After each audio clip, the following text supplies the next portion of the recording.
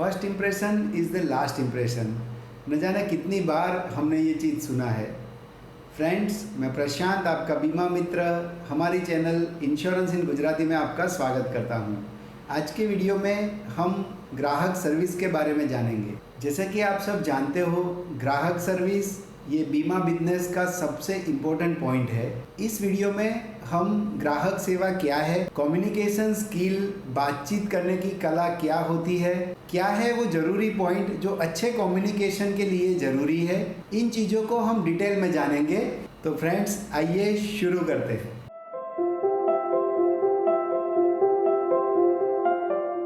Communication skill को हिंदी में संचार कौशल कहते हैं। फ्रेंड्स, अभी मैं वीडियो के माध्यम से आपसे जो बात कर रहा हूँ वो भी एक तरीके का संचार ही है। ग्राहक सेवा में सबसे ज़रूरी है वो है हम ग्राहक से लंबी अवधि के रिलेशन में रहे, यानी उसको लाइफ टाइम सर्विस दे पाए। अगर हम ग्राहक से लंबी अवधि तक रिश्ता रखेंगे तो इसमें हमारा भी मुनाफा है, यानी कि हमको वित्तीय लाभ होगा, कंपनी का भी मुनाफा है क्योंकि कंपनी को रेगुलर प्रीमियम मिलता रहेगा, और सबसे ज़रूरी है इसमें ग्राहक का मुनाफा है क्योंकि ग्राहक कंपनी से लंबे अरसे तक जुड़ा रहेगा तो कंपनी को इससे वित्तीय लाभ होंगे। यहाँ पे फ्रेंड्स, हमको समझना है कि हम लंबी अवधि तक ग्राहक से रिलेशन कैसे रख पाए। अगर हम इसमें नाकामयाब होते हैं तो इससे क्या क्या होता है वो बुक में आपको दिया गया है चैप्टर 2 में। तो मेनली इसमें दो प्रमुख भाव ग्राहक के दिमाग में आते हैं, जिसमें से पहला है ठगे जाने का एहसास, यानी कि बीइंग चीटेड। दूसरा है अहंकार आहत होने की भावना, इंग्लिश में इसको कहेंगे फीलिंग ऑफ ईगो हर्ट। तो फ्रेंड्स, आइए इसको थोड़ा डिटेल में समझते हैं। जब भी कोई ग्राहक एडवाइज़र से प्लान लेता है तो उसके दिमाग में जब भी सर्विस नहीं मिलती तो सबसे पहला जो भाव आता है वो है कि एडवाइज़र ने मुझे चीटिंग की है, यानी कि कंपनी ने मेरे साथ चीटिंग की है। इससे ही जुड़ा हुआ दूसरा भाव है कि उसका अहंकार आहत होता है, उसका ईगो हर्ट होता है कि जैसे उसने कुछ गलती कर ली है। ये भाव उसको छोटा इंसान होने का दिलासा देता है और इस भाव से उसको लगता है कि वो एक छोटा इंसान है। फ्रेंड्स, यहाँ पे मैं आपको एक ही चीज़ कहना चाहूँगा कि अगर हम ग्राहक की जगह पे अपने आप को रख के देखेंगे तो हमें पता चलेगा कि जब कभी भी हम कहीं से प्रोडक्ट खरीदते हैं, कोई सर्विस लेते हैं और अगर हमको अच्छी सर्विस नहीं मिलती तो हमको क्या भाव होता है। हमारे दिमाग में यही दो प्रमुख भाव आते हैं कि एक तो मेरे साथ चीटिंग की है, दूसरा हमारा अहंकार आहत होता है। तो यहाँ पे फ्रेंड्स, मैं आपको यही कहना चाहूँगा कि जो हमारे दिमाग में आता है वही ग्राहक के दिमाग में आता है। तो हमको कस्टमर सर्विस, ग्राहक सेवा को सबसे ज़्यादा इम्पोर्टेंट देना है। अगर आपको फाइनेंशियल सेक्टर में, पर्टिकुलरली लाइफ इंश्योरेंस सेक्टर में सक्सेसफुल लाइफ एडवाइज़र बनना है तो आपको हमेशा याद रखना पड़ेगा कि ग्राहक सर्विस आपकी प्रायोरिटी पे होना चाहिए। तो फ्रेंड्स, आइए समझते हैं कि ग्राहक से अगर हम लंबी अवधि का रिलेशन रखेंगे तो हमको क्या वित्तीय लाभ होगा। तो जिसमें पहला है रिन्यूअल कमीशन। जनरली ये वर्ड आपके लिए नया है, पर रिन्यूअल कमीशन यानी कि अगर ग्राहक रेगुलर प्रीमियम पे करता है हर साल तो लाइफ एडवाइज़र को एक छोटी अमाउंट का कमीशन इनकम रेगुलर आता रहता है, जो कि जितने टर्म तक ग्राहक प्रीमियम पे करता है तब तक आता रहता है। अब हम आगे देखेंगे कि वो कौन सी क्वालिटीज़ है जो एक सक्सेसफुल लाइफ एडवाइज़र बनाता है। तो फ्रेंड्स, आपको बुक में जो क्वालिटीज़ दी गई है उसमें पहली है माहौल को हल्का करने की कला, यानी कि एक लाइफ एडवाइज़र जब भी किसी क्लाइंट से मिलता है तो क्लाइंट को एक अच्छा महसूस होना चाहिए। हमको जो कम्युनिकेशन स्टार्ट करना है वो इतनी लाइट बात से करना है जिससे एक हल्का माहौल बन पाए और ग्राहक अपने सामने उसकी बात रख पाए। तो फ्रेंड्स, आइए इसको एक एग्जांपल से समझते हैं। समझ लीजिए कि आपको एक मोबाइल ख़रीदना है और आप जब भी मोबाइल शॉप में जाते हो तो जनरली आपकी नज़र कहाँ पे रहती है? जो भी मॉडल आपको ख़रीदना है उसके ऊपर आपका ध्यान रहता है, राइट। बट लाइफ इंश्योरेंस में ऐसा नहीं है। लाइफ इंश्योरेंस जब भी हम बेचने जाते हैं तो हमारे पास देने के लिए कुछ नहीं होता, हमारी बात होती है या कह सकते हैं कि हमारा कॉन्सेप्ट होता है। अब जब हम कॉन्सेप्ट किसी को समझाने के लिए या बेचने के लिए जाते हैं तो जो ग्राहक है उसका प्रमुख ध्यान हमारे ऊपर होता है। इसीलिए कम्युनिकेशन स्किल को समझना और खुद के ऊपर काम करना लाइफ इंश्योरेंस सेलिंग के लिए बहुत ज़रूरी हो जाता है। इसी से रिलेटेड एक टॉपिक आपको बुक में दिया गया है कि लाइफ इंश्योरेंस किस तरीके का प्रोडक्ट है। तो लाइफ इंश्योरेंस वो इनटेंजिबल गुड्स में आता है, यानी कि जिसको हम टच नहीं कर सकते, सिर्फ उसको हम फील कर सकते हैं, महसूस कर सकते हैं। कुछ प्रोडक्ट्स होते हैं जिसको हम टच कर सकते हैं, जैसे कपड़े, मोबाइल, टीवी, रेफ्रिजरेटर, वो टेंजिबल गुड्स है। लाइफ इंश्योरेंस इनटेंजिबल गुड्स है। दूसरी जो कला लाइफ एडवाइज़र को चाहिए वो है प्रेजेंटेबल, या हम कह सकते हैं कि एट्रैक्टिवनेस। लाइफ एडवाइज़र इतने एट्रैक्टिव होने चाहिए कि ग्राहक उसके साथ जुड़ पाए। फ्रेंड्स, मैं मेरे पर्सनल एक्सपीरियंस की बात करूं तो ऑलमोस्ट 15 साल में मैंने देखे हैं कि जो भी लाइफ एडवाइज़र, मैनेजर प्रेजेंटेबल होते हैं वो उसके साथ कस्टमर अच्छे से जुड़ पाते हैं और उनसे ही वो फाइनेंशियल प्रोडक्ट खरीदते हैं। फ्रेंड्स, इसका एग्जाम्पल बहुत सारे हो सकते हैं। जैसे हम लोकल बस में ट्रैवल करते हैं, एक शॉर्ट डिस्टेंस के लिए ट्रैवलिंग करते हैं, पर हम कहाँ बैठना पसंद करेंगे? अगर बहुत सारी सीट खाली है तो हम ऐसे इंसान के बाजू में बैठना पसंद करेंगे जो थोड़ा साफ सुथरा है, राइट? तो इसी तरह हमको पता है कि एक शॉर्ट टाइम के लिए हमें वहाँ पे बैठना है, फिर भी हम चॉइस लेते हैं। तो जो कस्टमर है वो भी ऐसे एडवाइज़र के साथ अपना बीमा कराना चाहता है कि जो प्रेजेंटेबल हो, क्योंकि वो उसको एज ए फैमिली फ्रेंड समझता है। तो जब अगर हमको इस बिजनेस में सक्सेसफुल होना है तो जानना है कि हमको ऑलवेज प्रेजेंटेबल रहना है। थर्ड जो क्वालिटी है वो है ऑलवेज बी अवेलेबल, यानी कि जब भी ग्राहक को हमारी ज़रूरत है तो हमको अवेलेबल रहना है।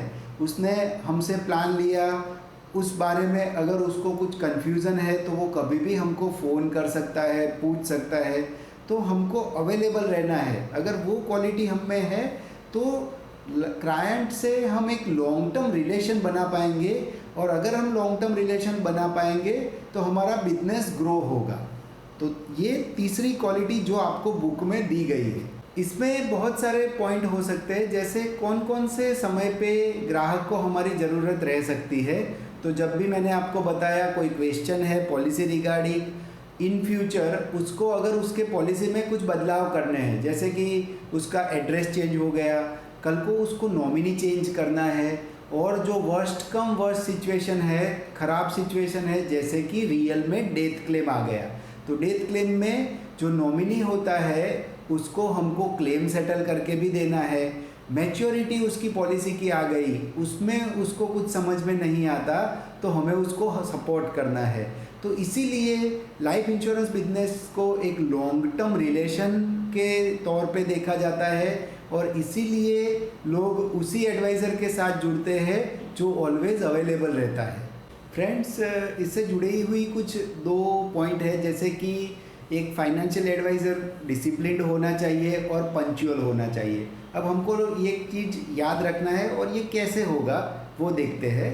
तो फ्रेंड्स, समझिए कि कोई भी बंदा हमसे अगर लाइफ इंश्योरेंस पॉलिसी लेता है तो वो क्या सोचता है कि अगर कल को मैं नहीं रहा तो ये एडवाइज़र है जो मेरे वाइफ या मेरे बच्चों के हाथों में मेरी डेथ क्लेम की रकम पहुंचाएगा। अगर आप डिसिप्लिन नहीं हो, अगर आप पंक्चुअल नहीं हो, तो वो वहाँ तक सोचेगा कि अगर ये बंदा टाइम पे पहुँच नहीं पा रहा है मुझे प्लान समझाने के लिए, तो कल को मैं नहीं रहूँगा तो क्या गारंटी कि ये मेरे वाइफ के या बच्चों के हाथ में बीमा की रकम पहुँचाएगा। इसीलिए एक फाइनेंशियल एडवाइज़र को हमेशा डिसिप्लिन रहना है, पंक्चुअल रहना है। यहाँ पे बुक में फ्रेंड्स आपको एक पॉइंट दिया गया है कि नए ग्राहक बनाने की जगह पे अगर एग्जिस्टिंग कस्टमर यानी कि जो पुराने ग्राहक है कंपनी के, उसको सर्विस देने का जो खर्च है वो कंपनी के लिए कम है, राइट।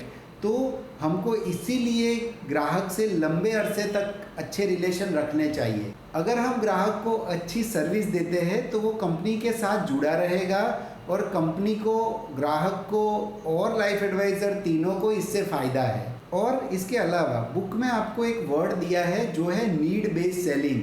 अभी का जो बीमा बाजार है वो है ज़रूरत आधारित बिक्री, यानी कि क्लाइंट को जिस तरीके की नीड है उस हिसाब से हमको उसको प्लान डिज़ाइन करके देना है। ये भी एक सर्विस का ही पार्ट है। पहले का जो बीमा बाजार था और अभी का जो बीमा बाजार है उसमें यही फ़र्क है कि अभी सब कस्टमर को उसके नीड के हिसाब से प्लान चाहिए, क्योंकि अभी पहले जैसा नहीं है। आप कोई भी सेक्टर में देख लो, आज से 20 साल पहले हमारे पास कार या टू व्हीलर में कितने कम ऑप्शन थे, आज हमारे पास कितने सारे ऑप्शन हैं। जैसे कार मार्केट में आप देख लो तो आज क्लाइंट क्या देखता है, एक अच्छी गाड़ी में सेफ्टी फीचर्स देखता है, उसकी रीसेल वैल्यू देखता है, उसकी एवरेज देखता है, उसका इंटीरियर पार्ट देखता है। और इसी तरह से बीमा बाजार में भी है। बीमा में भी आज क्लाइंट बहुत सारी चीज़ें चाहता है। वो चाहता है मैं एक ऐसा प्लान लूँ जिसमें मुझे बीमा भी मिले, मुझे जब ज़रूरत हो तब मुझे पैसे भी मिल पाए, इसमें मुझे टैक्स बेनिफिट मिले, उसमें मुझे पेंशन मिले, मेरे बच्चे के एजुकेशन के लिए भी मुझे टाइम पे पैसे आते रहे और मेरा प्लान गारंटेड भी हो। तो इस सारी ज़रूरत के हिसाब से आज बीमा कंपनी प्लान डिज़ाइन करती है और एज एन फाइनेंशियल एडवाइज़र हमको ये सारी चीज़ों पे ध्यान रख के एक क्लाइंट की नीड के हिसाब से प्लान डिज़ाइन करना है। तो ये सर्विस का पार्ट आज की तारीख में हो गया है। तो फ्रेंड्स, आइए एक बार फिर से ज़रूरत आधारित बिक्री यानी कि नीड बेस्ड सेलिंग का मीनिंग समझ लेते हैं। पहले ग्राहक की ज़रूरत को समझना और उसके हिसाब से उसको फाइनेंशियल प्लानिंग करके देना, ये है ज़रूरत आधारित बिक्री। ये वर्ड आप याद रखना क्योंकि इससे रिलेटेड क्वेश्चंस एग्जाम में आते ही हैं। ग्राहक सर्विस में और एक पॉइंट जो कि कवर किया है वो है कम्युनिकेशन स्किल, यानी कि हिंदी में संचार कौशल। अब संचार कौशल, कम्युनिकेशन स्किल वो दो तरीके से होती है, एक है वर्बल, दूसरा है नॉन वर्बल। हिंदी में जिसको कहेंगे मौखिक संवाद और गैर मौखिक संवाद। आइए इसको इस वीडियो के एग्जाम्पल से ही समझते हैं। मैं जब आपसे ये बात कर रहा हूँ तो मेरे जो वर्ड है वो मौखिक संवाद है और इसके साथ मेरी जो बॉडी लैंग्वेज है, फेशियल एक्सप्रेशन है, वो गैर मौखिक संवाद है। तो कोई भी इंसान किसी चीज़ को तब समझता है जब ये दोनों चीज़ें सही हो।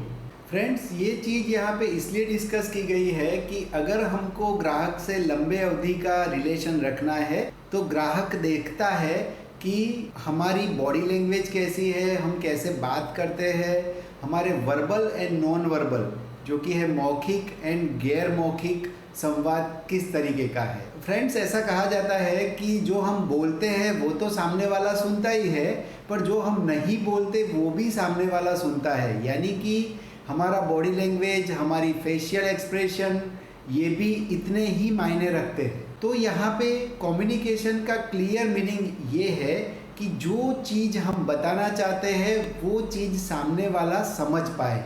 अगर मैं हिंदी में आपसे बात करता हूँ और सामने हिंदी कोई नहीं समझ रहा है तो हमारे बीच में कम्युनिकेशन नहीं होने वाला। ओके, तो इसमें कम्युनिकेशन में बहुत सारी चीज़ें हैं, जिसमें फर्स्ट है लैंग्वेज। जैसे मैंने आपको बताया, हम जो लैंग्वेज में बात कर रहे हैं सामने वाला वही लैंग्वेज समझना चाहिए।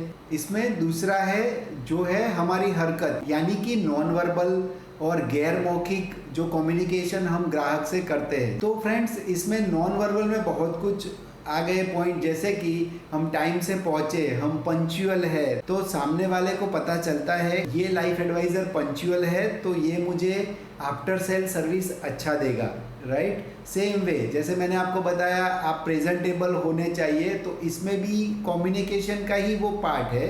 अगर हम अच्छे रिप्रेजेंट होते हैं क्लाइंट के सामने तो हमारा कम्युनिकेशन ऐसे ही बहुत अच्छा हो जाएगा। तो यहाँ पे हम गैर मौखिक में कौन से पॉइंट लेंगे, तो हमारा फर्स्ट इम्प्रेशन, सेकंड है कॉन्फिडेंट स्माइल। जब भी हम क्लाइंट के सामने रिप्रेजेंट हो तो हमारी एक कॉन्फिडेंट स्माइल होनी चाहिए, वो सामने वाला इंसान फील करता है। जैसे कि आप सब जानते हो कि हमारी अगर कॉन्फिडेंट स्माइल है तो सामने वाले को अच्छा फील होता है। अगर अच्छा फील होता है तब जाके वो हमारे प्लान से जुड़ सकता है, यानी कि एक अच्छा कम्युनिकेशन हो सकता है। सेकंड जो पॉइंट है वो है शारीरिक हाव भाव, यानी कि हम किस तरीके से बैठते हैं, किस तरीके से चलते हैं, क्लाइंट के सामने हम कैसे रिप्रेजेंट होते हैं, तो वो भी नॉन वर्बल कम्युनिकेशन का पार्ट है। तो यहाँ पे हमको शारीरिक हाव भाव में छोटे छोटे पॉइंट दिए गए हैं बुक में, जिसमें मैंने आपको बताया जैसे कि स्माइल।